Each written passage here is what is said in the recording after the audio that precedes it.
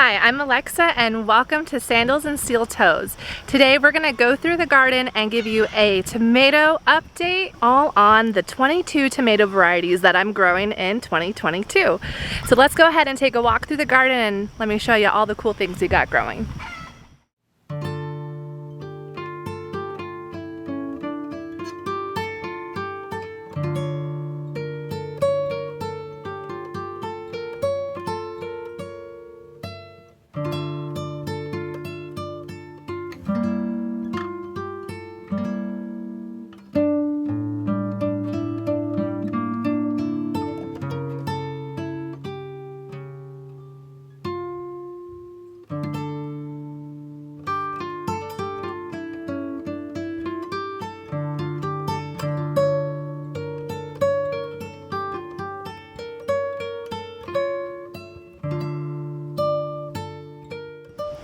So my garden is located in Northeast Ohio, which is Zone 6A.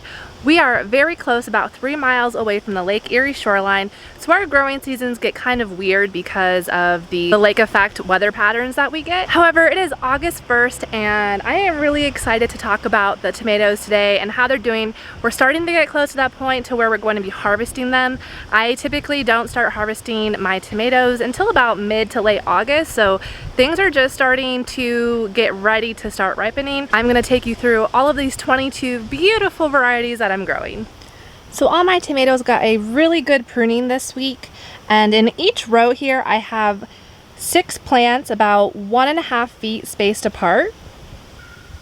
This first one is the Indigo apple tomato. Now this is one of my very favorite tomatoes. In my 2021 tomato taste test review series, which I'll link below, this rated to be my #1 top pick of the year. What's really nice about the Indigo apple is that they start off with this really deep, dark purple blush on top, and then as the rest of it becomes ripe, it turns to a dark red. So these still have quite a bit of ways to go before they're ready to be picked, but already it's proving to be a very nice plant. So next is the Kellogg's breakfast tomato. Now this will be a yellow tomato when it's fully ripe, and this specific variety is super sweet.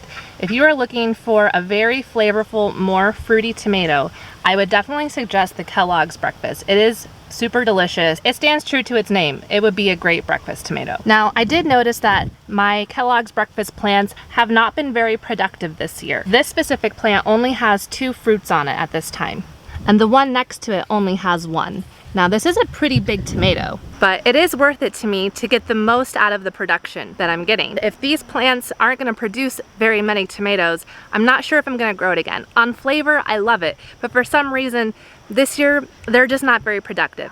We did have a extremely dry month of June, and most of July we didn't have any rain. So I did my best to water, but I do think that that may have something to do with the lower number of fruits that I actually have on some of these plants right now. There are blossoms though, so I haven't quite given up all hope yet, and I'm really hoping that there's going to be more production coming out of these as the weeks go on. So I'm rooting for these little blossoms to make me some more fruits. The fruits are very low at the bottom, so I haven't quite given up hope. They may come back. And then down here at the end, I have 2 plants of a slicer variety, a red slicer variety. I'm not entirely sure what it is because my tagging did get messed up on these. They could either be triple crop, German pink, or a mortgage lifter, because those were 3 of the big red slicer tomatoes I grew. So this one has some cap facing, which is when the blossoms, the yellow flowers, actually fuse together. And this is more than 1 tomato together. And I would guess this is probably 2 tomatoes just by looking at how this is shaped. There's 2 kind of fused together. This is still completely edible. This, when it ripens, is probably something that I want to have first. The one next to it here is looking to be pretty darn big, so I'm excited about this. There's another one down here. Look how big that is. And I did let a few of the branches here kind of get away from my trellising system, and they're going over into this other area, but actually the the fruits growing down in here seems to be doing better than the ones that are up on the rope here, so I am just leaving them because they look pretty darn good. So this next one here actually is not on my original list of 22 tomato varieties. This one is my bonus tomato, so technically my 23rd. However, I didn't count this one because I didn't start it from seed. This one was actually gifted to me by a friend. It is the giant crimson tomato. So MI Gardener actually got a hold of some 80-year-old tomato seeds. His company was able to germinate them, get them stable enough, and able to ship them out to people. And so my friend Ashley actually gave me one of her starts. I am really excited about this plant because the tomatoes are very big. It is very productive. It's actually probably one of the best plants that I have. I'm really excited about the giant crimson tomato, and I will be saving seeds for this to continue growing it in my garden for next year. So this one is just loaded with fruits. I have a nice cluster right here, another one here, and for some size comparison, they're pretty good size. Little baby. So I am really looking forward to trying this one out. I have 3 plants of the Black Beauty. When I tried growing it last year, it wasn't in a very good area, and so it didn't produce well, but oh my goodness, this year they are doing fantastic. I mean, look how beautiful these are. Now this is another one that had fasciated blossom where it kind of fused together. Now we have this like cat facing going on. So this is more than one like tomato put together. This one's huge. But some of the more normal ones here are looking really good. And so like the Indigo apple, the Black Beauties get this really dark purple blushing on top. And then the bottom half is gonna keep continuing into a very dark purple as it ripens. So these are still pretty green. Do have some more weeks ahead of us before they're ready for picking, but I am so excited about these. Hi, kitty. Here's a young Black Beauty, so you can kind of see, I mean, even from this very small stage here, has that really dark purple. They're just so pretty. And that dark purple is called anthocyanin, which is really great for reducing inflammation. It's an antioxidant. So any type of purple fruit like this is gonna be really healthy for you and give you a lot of nutritional benefits. And then lastly, down at the end of this row, I have 2 plants of the Black Sea Man. And so this one is also going to be more on the darker side, but not quite as dark as the Black Beauty. You can see there's none of that dark purple coloring on these ones, but look how productive this one is. I am really excited about Black Sea Man. It's a new variety that I'm trying this year. And with the production that I'm seeing and the size of the fruit, I'm pretty excited about it. And there's even more starting to come on towards the top. Got a lot of dried blossoms here. So it doesn't look like any fruit's coming on these ones. There are other blossoms coming on. So I'm pretty excited about how this are looking. Uh-oh. Oh no. This, what's happening here, is called blossom end rot. So this sometimes happens where the blossom end of your fruit, which would be the bottom side, actually it rots out when it's growing, and this can be a sign of a calcium deficiency in the plant. I haven't had too many plants with this issue that I've seen, but when we see this, we're just gonna pick this off because there's really nothing productive of this fruit. You can see that it's starting to turn red as if it were ripening, but this is not something that I would enjoy eating. It's really small and it's kind of rotten on the bottom, so I'm just gonna throw this out to my chickens and keep an eye out for any more of that happening on the other plants. Chickens! All right, so looking down the 3rd row here, we have Black Strawberry Cherry, some Pink Bumblebee, and then down at the end is another one of those slicer varieties that I have, which like I said, could be a Trip L crop, German Pink, or Mortgage Lifter.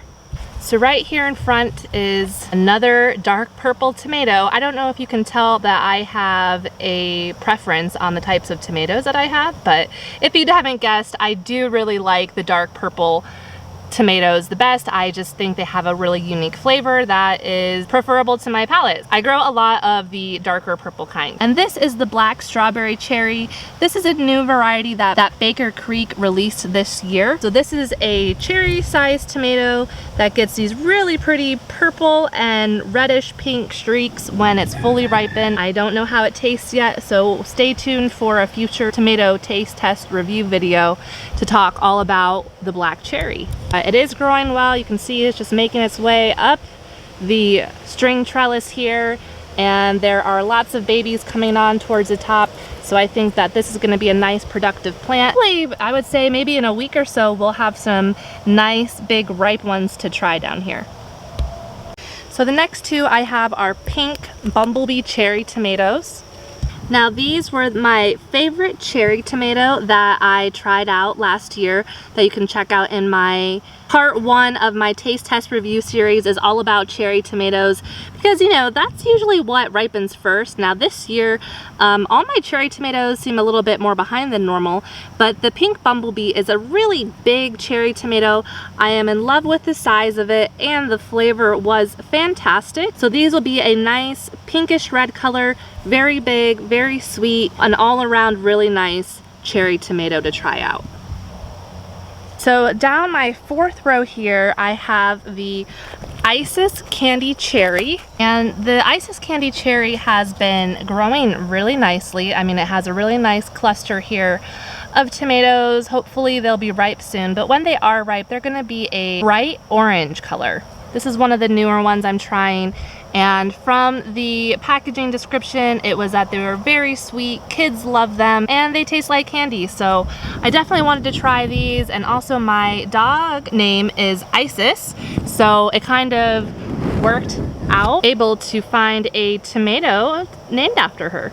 Next I have the blue cream berry, and as you can see, another tomato that has the purple top, going along with the theme of most of my tomatoes, which are the some sort of purpling on them. I really like the purpling tomatoes, but the blue cream berry, when these are ripe, the tops will be this dark purple, but the bottoms are going to be actually more of a yellow color, and these are very sweet. These were among my favorites from 2021, so I had to grow it again. The blue cream berry, really nice, productive tomato plant. So now we're on the 5th row in my tomato alley, and the first one here is the Berries Crazy Cherry. Now this is going to be an extremely prolific cherry tomato plant. You can see all of the blossoms on here. These clusters of tomatoes are huge. You'll get so many tomatoes off one branch cluster.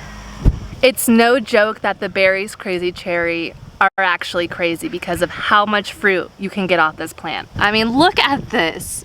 Isn't that crazy? Have you ever seen any type of tomato plant that has so many clusters? And in a good year, when we have more rain, these clusters would be even more full. We can see a lot of blossoms that actually didn't end up getting pollinated. They probably just fell off because, you know, it was really hot for a while. Now when these tomatoes are ripe, they're going to be a pale yellow, and they honestly remind me a lot of grapes. They kind of taste like a grape, they look like a grape, so if you like a white grape tomato, you might actually like trying the Berry Crazy Cherry. So now we're going to talk about the Dark Galaxy tomato. I really like the Dark Galaxy tomato because it's super unique. Again, we have this dark purple blushing, and then the rest of the tomato is going to get deep dark red, almost purple. But what really makes these special are the speckles that are going to appear on this tomato. You can already start to see them forming, but as this tomato ripens, those speckly white spots are going to become more pronounced and stand out even more. The Dark Galaxy really stands true to its name in that the tomatoes look like they have stars on them. And I can't think of a whole lot more unique things than tomatoes that have stars. So the Dark Galaxy is a really wonderful tomato that I love the taste of, I love how they look, and they're a pretty productive plant and would suggest you growing that in your garden. So next we have the Dr. Wyches tomato.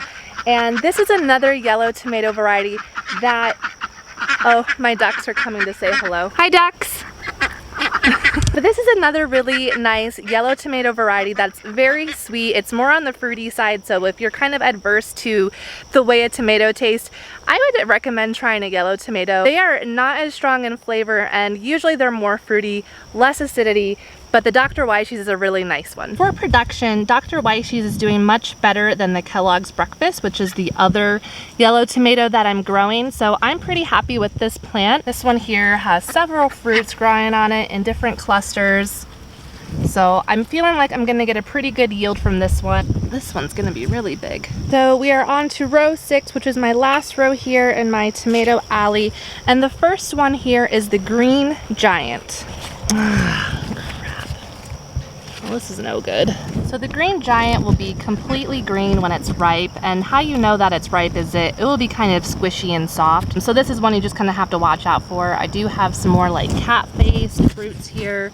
So again, like in heirloom tomatoes, which a lot of what I'm growing are heirlooms, the blossoms do become fasciated where they kind of fuse together. And this is the result of it. And like I said, it's completely edible. It's just they're not going to store as long as one that doesn't have this going on. So we would just want to use those up quickly. But I only have one green tomato plant because, you know, I'm just not a super fan of the green tomatoes, but someone recommended this one to me, so I'm giving it a try and we'll see how it does. So next here is the Ananas Noire, or black pineapple tomato. And look at this, another one. Oh my gosh, what's going on? Wow. Definitely feeling a little disappointed that all of this blossom end rot is happening. I've actually come across more of these than I was expecting to find. And you don't always tell because the top of the tomato looks pretty much fine.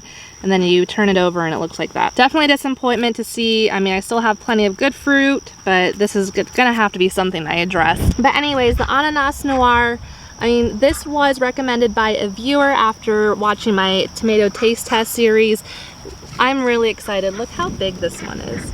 And this one here too is also really big. So on the size of these, I think they're going to do pretty well. And I'm really hoping that they kind of taste like a pineapple. They're supposed to be a more citrusy tomato. So we will see how they turn out. So this is a nice reason to have chickens, that when you do have fruit that has rotten or it's no good, you can just throw it out to your chickens and they will eat just about anything. So it's not going completely to waste. Them eating my blossom end rot tomatoes will make me some good eggs. So in the long run, we're still getting to eat the tomato. Last in this section of tomato plants are the Costoluto Genovese. Now I am just noticing that there's a lot of spotting happening on some of these upper branches of the plant, which is actually surprising to me because I've been keeping them pretty well pruned. So I'm gonna have to come in here and cut out all of this nastiness going on in here. And unfortunately, once this starts, it's gonna be really hard to control it or stop it. The most I can do at this point is just keep cutting it out and try to keep it at bay. But what's gonna be most important is just keeping the plant healthy enough for my fruits to ripen at this point. I don't expect to get any more new tomatoes growing off of here. The blossoms actually don't look very good. So I'm guessing that this plant is more on its way out, but they are really loaded, and it appears to be my first ripe tomato that doesn't have blossom end rot. So this is very exciting. August 1st and getting my first ripe tomato of the year on the Costoluto Genovese. So this is the very first one to actually show any signs of red blushing. Looks like there's one on the back side here too that's not far behind. So I am going to keep watch on this. I would say this is going to be another 2 days until it's ready. I mean, it's starting to get soft on the bottom. I can slightly indent it here. So that's really exciting to get my first tomato of the year. And one thing I noticed with this variety is that there were tons of fasciated blossoms. So I have some really crazy looking fruits here that have been fused together. Like this is clearly 2 or 3 or 4. I'm not even sure. I can't pull it apart right now without damaging the branch, but there's a lot of fruit all on this one that's kind of all been fused together. This one also looks pretty crazy. So there's actually quite a bit of that going on with this variety. Now I could have prevented that by just picking those blossoms off when I saw them. I did see them early on and chose not to pick them off because I was just curious what these would end up looking like. But these Costoluto Genovese are really cool because I like the shape of them, how they're kind of fluted, so they're very different than your kind of traditional big red tomato. They have a really great flavor to them, very bold. When you bite into them, you probably would think of your Italian grandmother and her spaghetti, right? Because that's what they remind me of. So they're very, very good tomatoes. But yeah, they kind of grow a little funky. And then last on this row, just to finish it off, is another indigo apple plant. I do have a couple of these scattered throughout because they were my favorite, so I grew some more of them. So this part of the video, I'm going to be talking about what is growing in the front section of my garden. I have more tomatoes located up front here. I have to do a little bit of a voiceover since my audio did get cut out sometime during recording. So in this front section, I have a lot of tomatoes, some different varieties that we're going to look through. And along my fence here, I have cucumbers and scarlet runner beans. Both really cool, and then just in front of those are where I have another section of tomatoes. So the first one we're going to talk about is called the Powers tomato. When I purchased the seeds from M.I. Gardener last year, it was actually called Chernobyl, but I guess the name has since changed. And this is going to be a really lovely yellow tomato. It's actually a paste tomato. It's an indeterminate variety from Virginia, heirloom. And it's nice and sweet and tangy. This variety here is a Hungarian heart tomato. It has a nose growing off of it, so that's kind of funny. I grew this one last year and it produced huge 1-pound fruits. I'm really excited about the Hungarian heart, and I like to use this as a paste tomato. And the rest of the line here, I have some Jersey Devils and the Big Mama varieties. So here we have one of the Jersey Devils. Now this one is a bit smaller than the one that I showed you earlier that is growing in my greenhouse, but it will get very long and kind of has like a horn shape to it. Now these are the Big Mama paste tomatoes. We got these to use for the majority of our sauce making this year. They are a hybrid variety that is new to me. My mother-in-law Gail actually heard about them and how they were supposed to be so wonderful. And so we got the seeds and planted them this year. And so I'm pretty excited about trying them out. It did take some time for these plants to start growing. They were way behind everything else, even though they were started at the same time.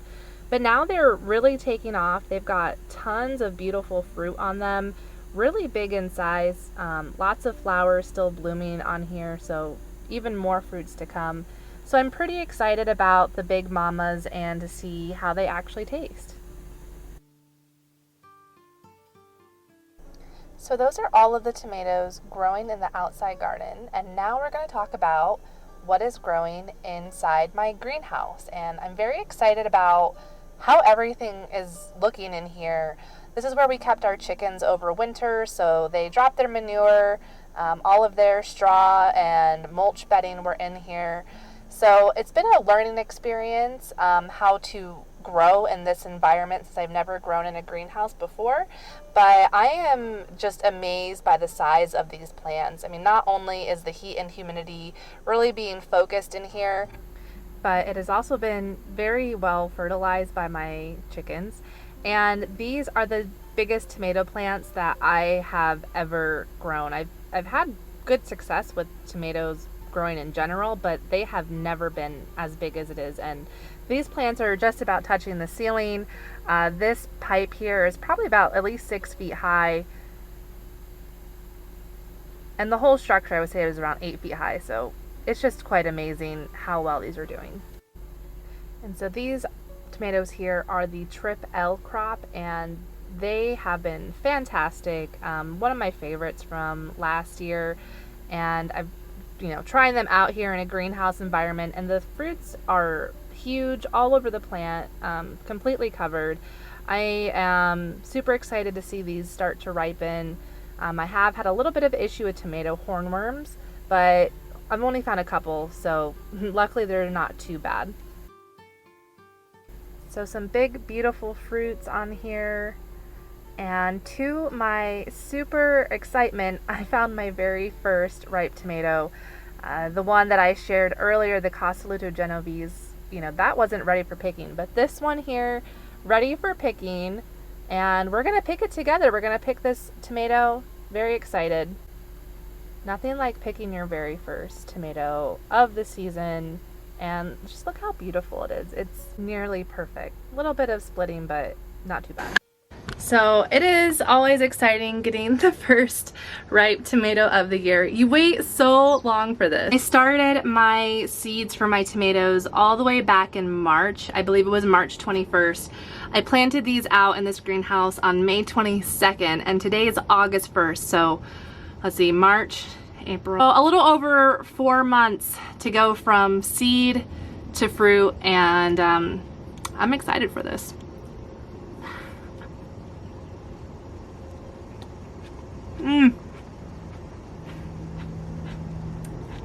Woo! It's so good. I haven't had a tomato in a very long time.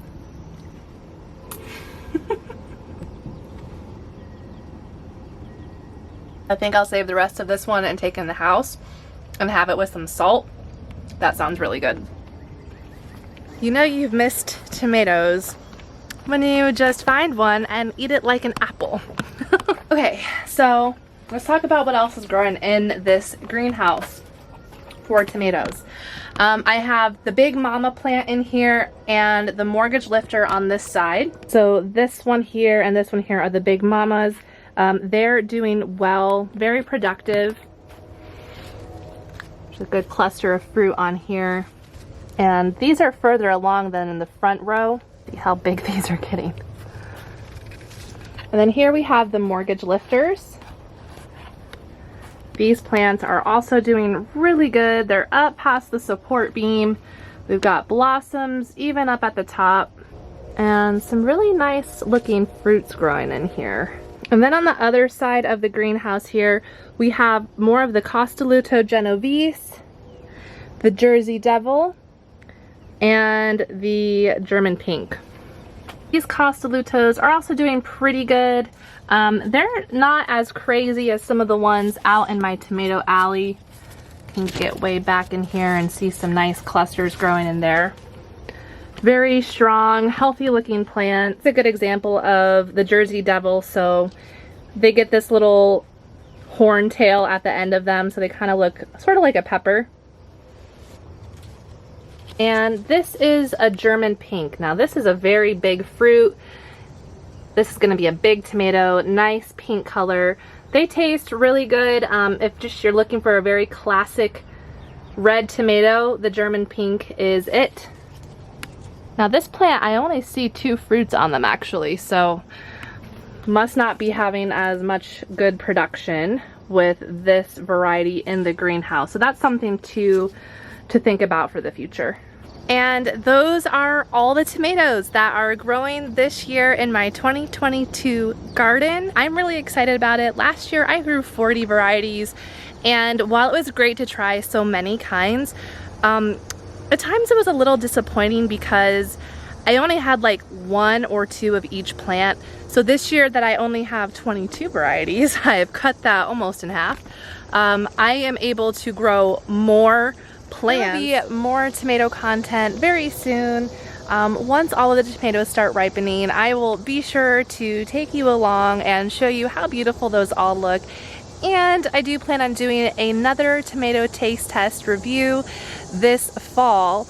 Once all of my tomatoes have come in and gotten ripe, I will taste test them all, give you my thoughts and opinions, and if there's any on my favorites list that drop off from this year. So make sure that you subscribe to stay tuned for that. I hope you enjoyed this video. Thank you so much, and do something you love today. Bye.